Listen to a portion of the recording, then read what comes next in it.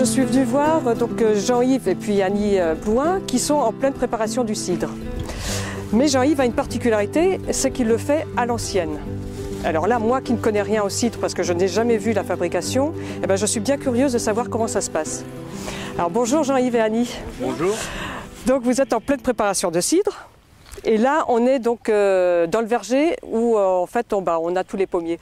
Il y a à peu près un mois, on est venu vous voir lors de la récolte. Oui. Vous étiez en train de ramasser donc les pommes. Comment ça se passe? On ramasse les pommes bien sûr à la main. Ça nous permet de les trier. Donc c'est un travail forcément assez dur, puisqu'il faut être plié en deux, ou alors comme moi à genoux, mais bon. Moi je peux pas aller à genoux parce que je suis Bon, pour avoir du personnel, c'est un peu dur, parce que quand on demande à quelqu'un de venir, oh, on a toujours des courses à faire, ou bien on a un rendez-vous. Donc en fait, on se débrouille tous les deux. La tâche contraignante, vous êtes tous les deux à la subir. Les pommiers, vous en avez plusieurs. Il y a plusieurs variétés de pommes qui sont utilisées? Oui, tout à fait. Il y a plusieurs variétés. Il y a des un peu plus tardives, des un peu plus primes. Ok. Et alors, le ramassage se fait à quelle période de l'année? On commence en général, on dit toujours après la Toussaint, là, 1er novembre. Les pommes sont tombées. Ça dépend de la météo, mais on ramasse en 2 fois en général. D'accord. Donc là, alors en fait, là on a vu la première phase qui est la phase de la récolte. Et alors maintenant, il y a donc toute la période dans laquelle tu es aussi, c'est la période de la transformation. Donc voilà. Tu es en train de préparer ton cidre. Voilà. Alors on va peut-être pouvoir y aller pour voir comment ça se passe. On est parti. Alors ici, c'est l'endroit où tu fais ton cidre. Oui. Alors qu'est-ce que tu utilises comme matériel? Un broyeur, un ancien broyeur que j'ai eu avec mes parents, et puis la presse tout simplement.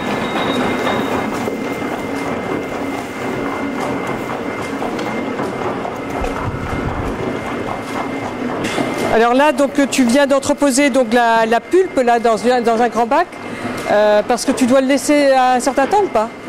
Non, ce que je fais, je le laisse au moins une nuit et une journée. Je commencerai à dresser la motte que demain et je commencerai à la presser que demain soir. De manière à ce que le jus ressorte de... D'accord. Ouais, on laisse macérer en fait. On laisse macérer. Hier, quand je suis partie, en fait, tu avais fini de broyer et tu avais laissé donc les pommes à macérer. Et aujourd'hui, qu'est-ce qui se passe? Aujourd'hui, c'est l'opération pour monter la motte, quoi. On appelle ça une motte. Donc, je mets des couches de paille, la paille entre chaque couche de pommes.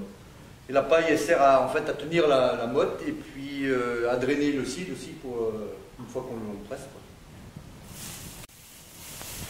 quoi. Alors, est-ce que le type de paille est important? Enfin, le choix de paille? On met de la paille de blé parce que, en fait, par ici, on n'a plus que la paille de blé. Nos parents, ils mettaient beaucoup de la paille d'avoine parce qu'elle était beaucoup plus longue et ça tenait beaucoup mieux, quoi.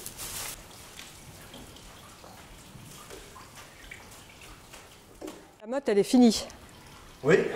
Alors, qu'est-ce que tu fais là maintenant? Tu la laisses se reposer et qu'elle dégorge? Je vais se reposer, je vais déjà poser les planches dessus et pour leur donner un petit peu de poids, qu'elle se décante d'elle-même jusqu'à ce soir et je commencerai à la presser demain matin. Combien de fois à peu près pour presser la motte pour qu'elle arrive complètement en bas et qu'elle est complètement dégorgée? Disons 2 jours. 2 jours. Journée, donc tu viendras à plusieurs reprises, tu viendras tourner la presse? À plusieurs reprises. Donc là, il y a un petit filet qui sort. Là, oui. Après, on démarre avec la petite barre et après, on met du plomb. Alors là, on se trouve en fin de presse, c'est ça, hein? Tout à fait, oui. La motte, elle est complètement descendue. Et là, qu'est-ce que tu es en train de faire? Là, je relève le système de pressage. Donc tu vas redégager la motte. Redégager tout le système qui sert à presser, quoi. Là, je relève Tu relèves ça pour pouvoir dégager tout le bois. Je vais couper tout le tour afin de le remettre dessus parce que les extrémités ne sont pas pressées. Ouais, ça coupe bien, hein. Dans le temps, On le rémiettait le pommard comme ça, en cuve. Il remettait 2 seaux d'eau dedans.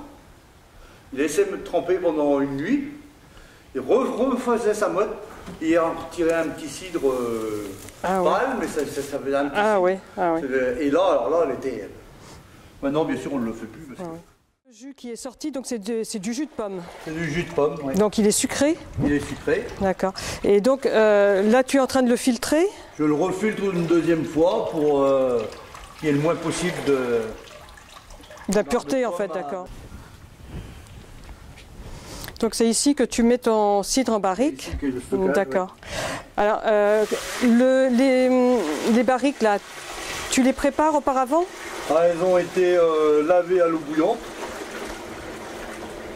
De l'eau bien bouillante. Voilà, donc tu les remplis et là elles vont rester, le jus donc va fermenter. Va fermenter environ une quinzaine de jours et à l'issue de ces 15 jours je vais le soutirer pour enlever le dépôt qui va se faire dans le fond de la barrique. D'accord, alors tu le soutires à... Je le soutire ici, là, au niveau de la... D'accord, ok. Et donc en fait là tu enlèves donc les... On enlève tout le dépôt. Ok. Et alors en haut, il n'y a rien, est-ce qu'il y a des... Ici il y a le chapeau brun qui se forme quoi. D'accord. Et qui ressort de lui-même ou bien alors c'est à toi de le... Il va redescendre au niveau du... En bas? En bas, oui. Ah d'accord, et donc c'est en le soutirant qu'il se dégage aussi. D'accord, voilà. Ok.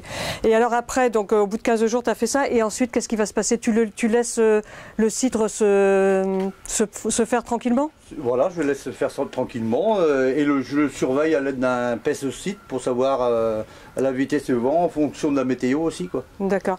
Et combien de temps est-ce qu'il va rester là avant d'être prêt? Suivant la météo, les hivers qu'on a, des fois on ne le met pas en bouteille avant mars-avril. Voilà Annie qui arrive, et ben ça y est, on a fait notre vision un petit peu de ce qu'est la fabrication du cidre. C'était hyper sympa, merci Jean-Yves, merci Annie. Et puis on va en profiter peut-être pour goûter ce cidre. Avec plaisir. Enfin, ce sera peut-être pas le cidre de cette année parce que c'est trop tôt. Donc on va voir celui de... c'était de la cuvée de l'année dernière. Cuvée de l'année dernière, tout à fait.